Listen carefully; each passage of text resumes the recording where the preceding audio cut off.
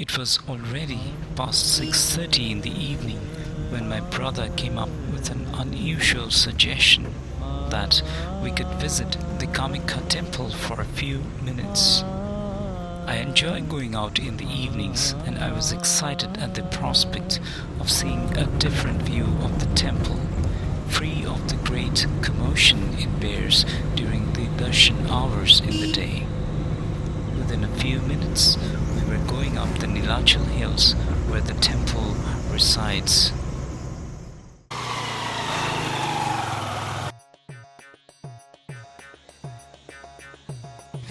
As we got out of the car in the parking area, we could see the shops closing down, and it was quite dark with the street lights not glowing. I was not sure if I could make good use of my camera, which I brought along.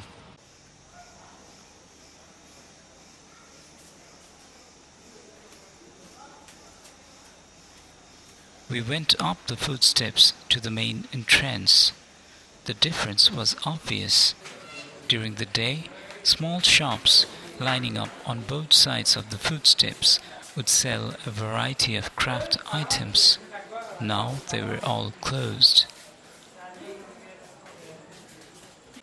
A couple of owners sat outside the closed shutters, perhaps gossiping about the day's business.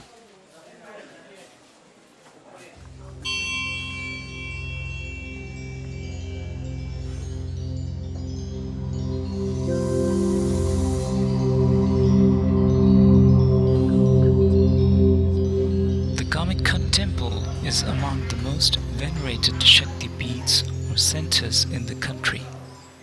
Shakti is the mother goddess, the source of all, the universal principle of energy, power and creativity. Shakti is the divine force, manifesting to destroy demonic forces and restore balance. She is Devi or Mahadevi, assuming different forms including that of Kali and Durga. She is the grantor of all desires.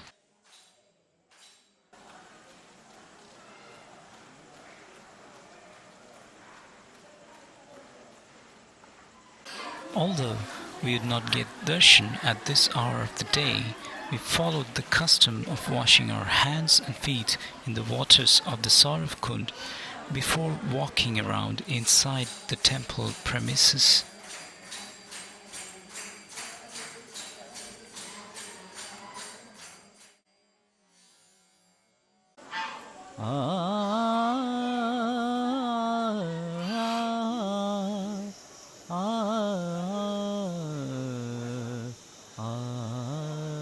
A few of the diyas or earthen lamps lit by the devotees during the day were still burning.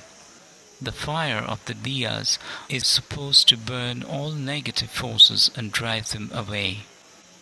When we wash ourselves with water, we purify the outer body, but when we light a diya, it is actually considered to be an effort to purify the soul.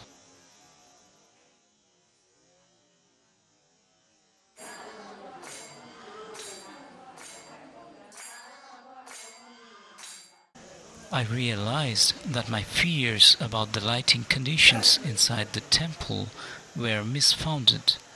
Indeed, the premises were very well lit, and the temple presented a lovely sight. I was glad we came.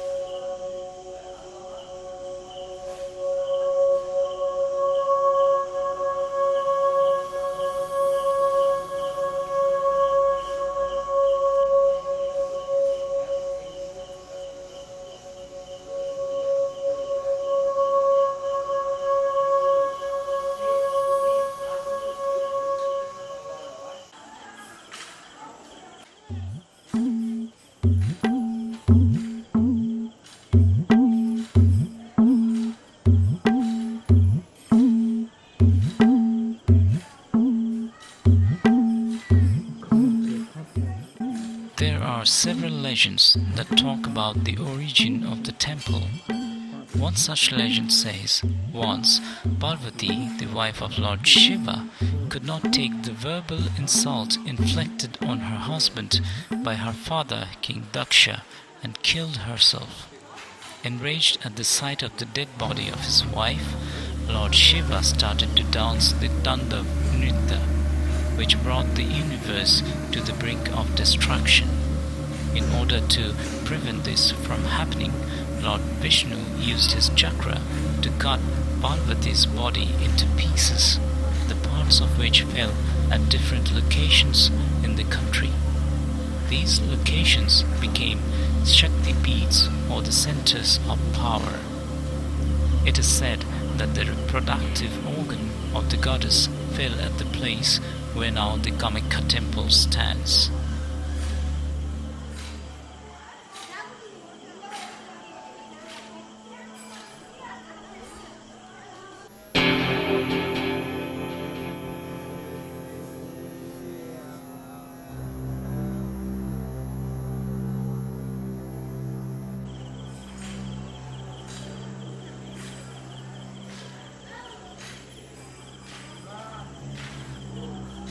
The worship of Shakti often involves animal sacrifice.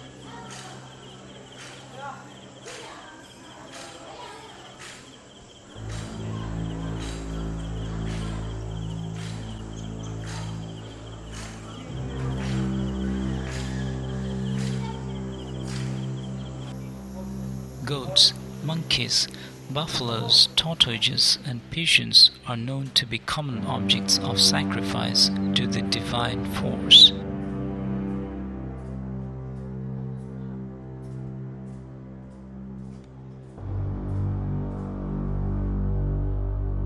In the past, sacrifices were offered to deities soliciting protection and information. However, the ritual also had a greater meaning. It was a way of killing the animal passions that exist in the body and soul. Animal activists and reformists of today, of course, do not see any reason why such prehistoric practices should still follow in the modern age.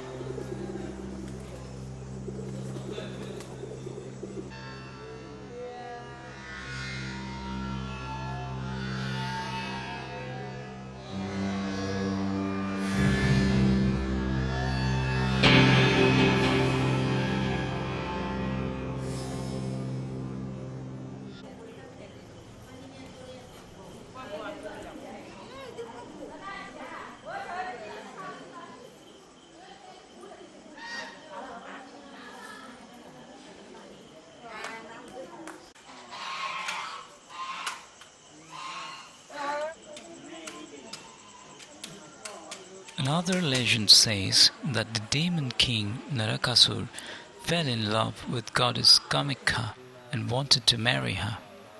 The goddess, in order to save herself, played a trick.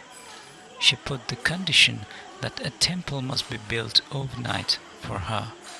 Although this seemed impossible, Narakasur agreed to it and almost completed building the temple. Just when the final steps were left, the goddess sent a cock to announce the arrival of morning before it was actually dawn, and saved herself. It is said that the present temple is the one which the demon king had built for the goddess.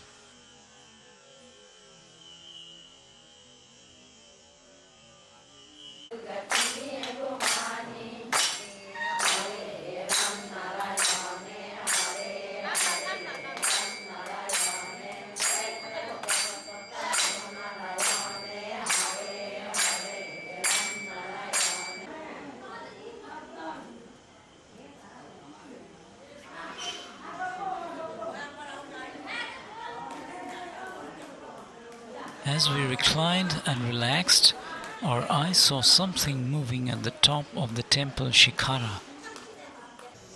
It was a monkey.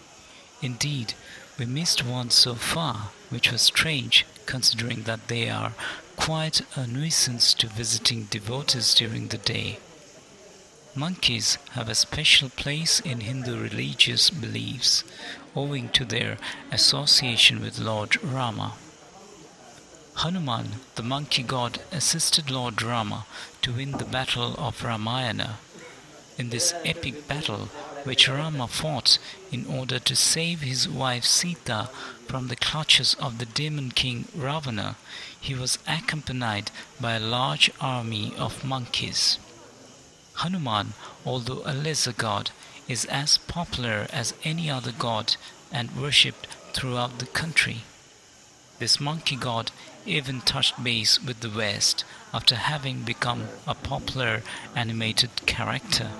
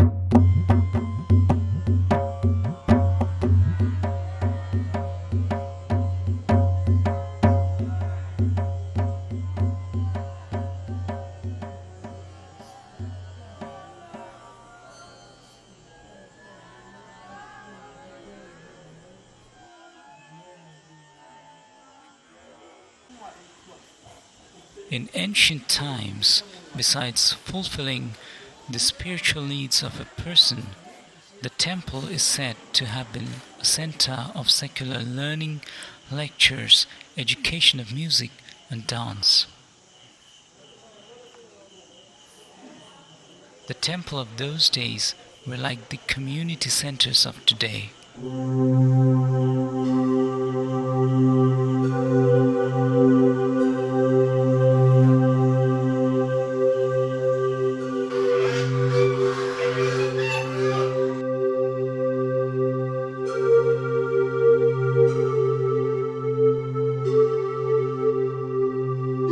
Temples bring us peace and give our country a distinct identity.